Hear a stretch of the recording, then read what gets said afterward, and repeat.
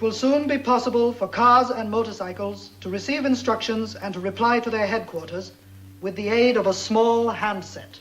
It's amazing, it's wonderful. With unbelievable driving ease, Mercomatic Drive. There's nothing like it on the road. High-tech driverless cars. Self-driving cars, the future of transportation. My navigator is this pre-recorded cassette of tape. There are several things about this car that I ought to explain.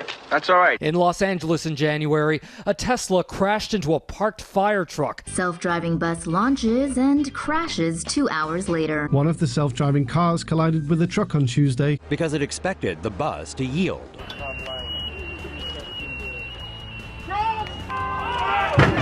First, let's look at how self-driving cars will work. Self-driving vehicles are cars or trucks in which human drivers are never required to take control to safely operate the vehicle. Also known as autonomous or driverless cars. They combine sensors and software to control, navigate, and drive the vehicle. Show me.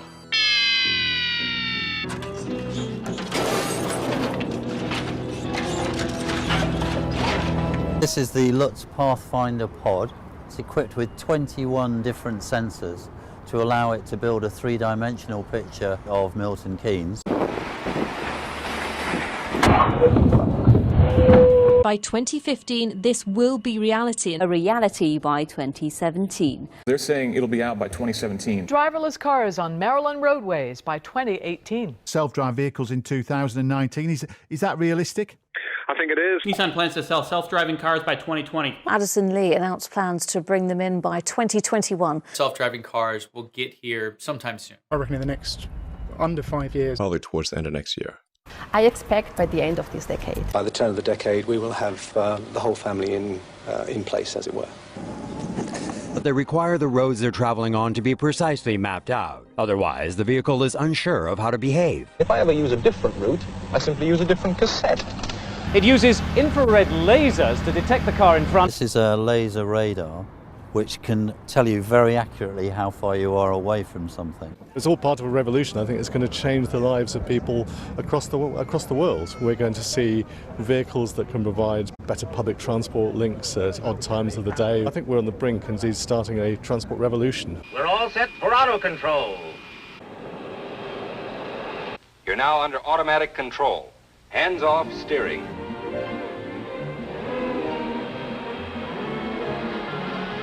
The movement of the flying car will be carried out on special magnetic roads. And there are also ultrasound detectors along the side, which are looking at the curb. The cassette player is connected to the control unit here. Here, the control unit is connected to the car mileometer. A little row of lights here. Cars can communicate with each other using Wi-Fi to prevent collision. All these weird gadgets, you'd think they'd give you a radio. What would you like to hear? What the hell was that? The second iPad will be there for your pleasure. I don't intend to drive around in a car that talks back to me. 200 yards, keep left at fork. Alexa, will it rain today? It probably won't rain today. It's got an autopilot system which can take over as long as he keeps his eye on the road and his hands on the wheel. We'll start them initially actually with driving, so people will be driving them to start with. These driverless shuttles, although our pod today was misbehaving initially, in that case the onboard safety pilot intervened. The driver will be with passengers in the car. Travelling at 2 miles an hour, there is a staff member on board. A human operator was inside behind the wheel. What's the point of having a safety operator in the car? I'm quite aware of being there as the driver. We're rather fixated on driverlessness of autonomous vehicles. Of course, the car came back 3 weeks later. What do you mean, came back? A buzzer goes off, and that means you've got 20 seconds to make sure you get safely out of the way of the other traffic. But there is one more trick here, which Hans has been setting up for us. You okay there, Hans? Okay, it's on its way. Are you going to jump out? I think you better escape. Quick. Okay. Now this is the, we've got a problem there, have we? Well, we've probably once more again. Okay, yeah. We're going to do it once more. What this is going to do for us, hopefully, if Hans can get it to work, is to park itself between these two blocks here. The range up to about 250 metres. Accurate to within 30 yards. 250 yards, turn left at crossroads. Now it's particularly fussy about what it's doing with his parking, but it will do it in a second. It's a bit of a tight one, so it's having to make a number of manoeuvres. While reaching a maximum speed of 12 miles an hour. And it's good for 20 miles before you have to recharge. Mind if I smoke a cigar? Now its revs are counted, and when that count corresponds with the information stored here from the bleep at the end of the last instruction, the next instruction is given. If a child, for instance, came out after a ball, it would just shut down the complete parking procedure until you activated it again. The idea of a computer driver or a human driver is that the more information we can give them from better sensor technology, the better either a human driver can make decisions about what to do or a computer driver could.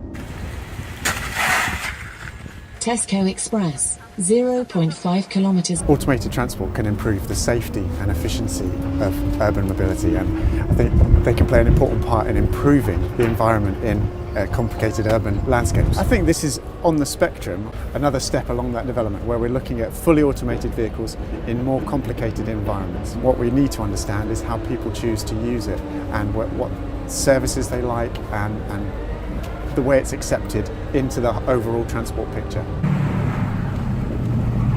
Put a pinhole in the rounder to avoid cracking and cover in boiling water. Boil for 3 minutes for soft-boiled or up to 7 minutes for hard-boiled.